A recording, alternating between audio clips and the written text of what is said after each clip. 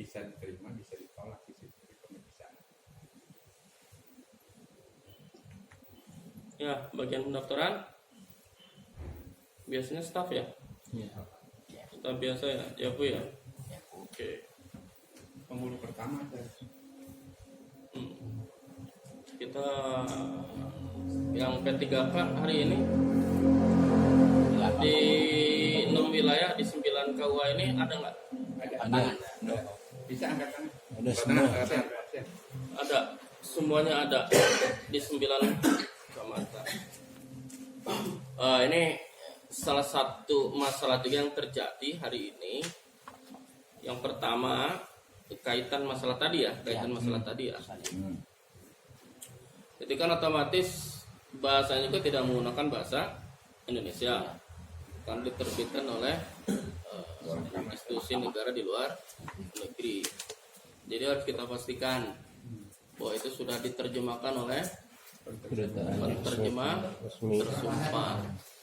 Jadi penterjemah tersumpah itu adalah penterjemah yang sudah diberikan kewenangan oleh pemerintah untuk bisa menerjemahkan dokumen-dokumen negara, gitu, dokumen negara.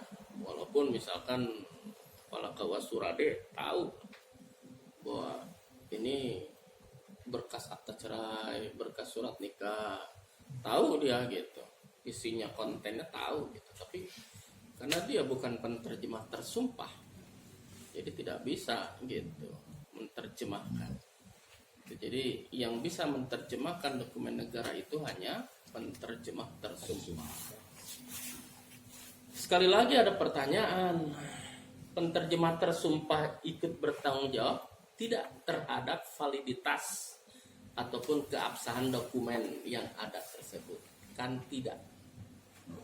Penterjemah tersumpah itu hanya mempertanggungjawabkan konten, isi, gitu, bahwa isi dari tulisan yang ada di atas kertas ini terkait dengan akta cerai, kan gitu, terkait dengan akta cerai, gitu. Siapa yang bisa menjamin bahwa itu dokumen asli yang diterbitkan oleh Mahkamah Syariah di Arab Saudi, misal?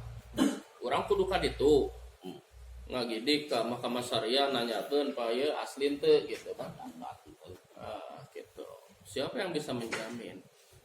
Nah, berarti kalau begitu perlu ada lembaga pemerintah yang bisa menjamin kebenaran. Gitu. Siapa?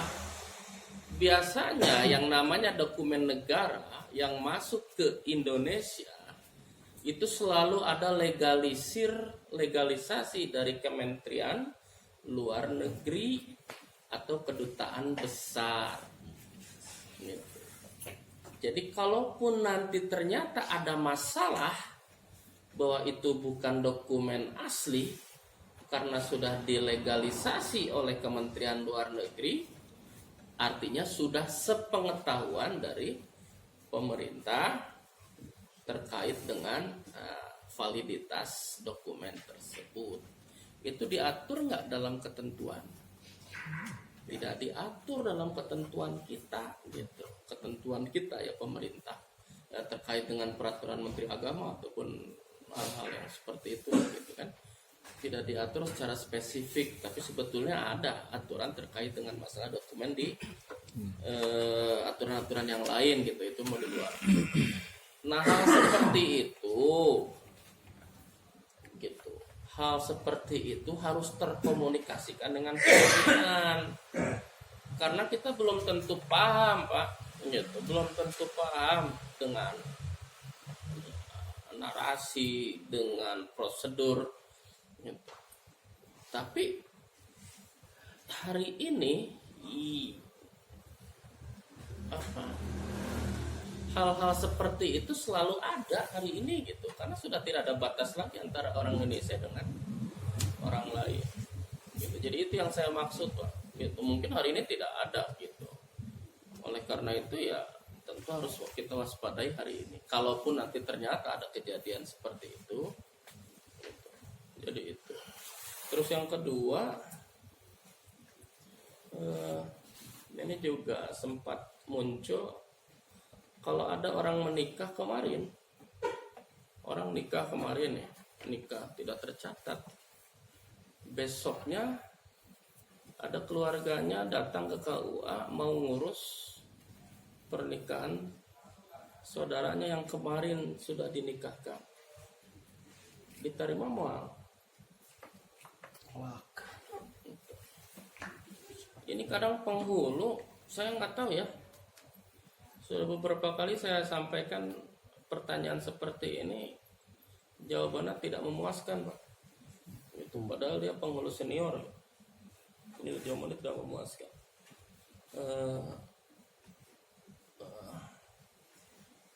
Jadi surat nikah yang ada itu hanya diperuntukkan bagi mereka yang belum menikah, Pak. Kita kemarin ada beberapa masalah yang kemudian mencuat dipermasalahkan oleh LSM, ya seperti ini gitu. Dengan dalih membantu karunya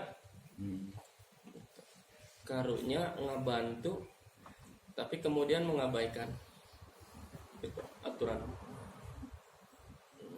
Pada akhirnya yang kita bantu ketika sudah jadi masalah, yang kita bantu malah lari kan. Padahal awalnya dia pasang badan, kalau ada masalah saya Pak Noe. Dia pasang badan. Tapi ketika muncul masalah nggak bisa dia. Gitu lepas tangan. Ya itu dalihnya kan gitu Pak. Gitu. Membantu, kasihan gitu. Ya itu karena memang apes itu kan nggak ada di kamus Pak. Hari apes itu, hari sial itu tidak ada di kamus Pak. Itu mungkin hari ini tidak ada masalah, tapi besok lusa, dan itu kejadian 2 tahun yang lalu baru muncul hari ini. Itu terjadi seperti itu. Jadi inilah bahwa apa yang kita lakukan KUA itu memang banyak berdampak kepada hukum. Jadi kehati-hatian ini yang saya ingin kemudian bisa kita lakukan. Teliti sebelum kita menerima pendaftaran. Kalaupun ada berkas administrasi yang sesuai tapi berbeda dengan fakta hukumnya, ya tadi Tea kan fakta hukumnya dia sudah nikah siri, tapi berkat administrasinya sangat mendukung bahwa dia jejaka, KTP-nya jejaka, kakaknya jejaka gitu. Bahkan dari kelahiran juga sangat mendukung, dia usia 20 tahun banyak guys kawin misalkan gitu. Tapi fakta hukumnya itu berbeda dengan berkat administrasi gitu. Maka yang harus kita lakukan saat itu adalah ya kembali kepada fakta hukum. Kita sebetulnya punya 3 portal kok untuk meminimalisir masalah-masalah yang hadir kemudian di kantor urusan agama. 3 portal itu kan ada pendaftaran, ada pemeriksaan, dan ada pengumuman. Yang pengumuman ini kemudian jarang lah digunakan untuk meminimalisir masalah. Jadi pendaftaran, pemeriksaan gitu. Bahkan dari kita juga orang KUA yang disebut pemeriksaan itu ya cukup hanya melihat KTP, KK. Itu sudah disebut pemeriksaan gitu. Udah Pak, terus diperiksa Pak. Padahal yang disebut dengan pemeriksaan dalam aturan kita tidak saja berbicara masalah administratif, tapi juga berbicara masalah syar'i gitu. Jadi ada mawani di situ, ada nggak halangan dia untuk melaksanakan pernikahan, terutama bapak angkat gitu, yang hari ini sering kali dicantumkan di dalam akta kelahiran. Jadi, bapak angkatnya masyarakat tahu nggak? Ya tidak tahu gitu. Dikira disebut bapak ya bapak gitu. Yang sehari-hari ngasuh. Gitu. Masyarakat tidak tahu. Yang tahu itu adalah orang KUA. Kalau orang KUA tidak menyampaikan sosialisasi, nah ini juga salah. Jadi 3 portal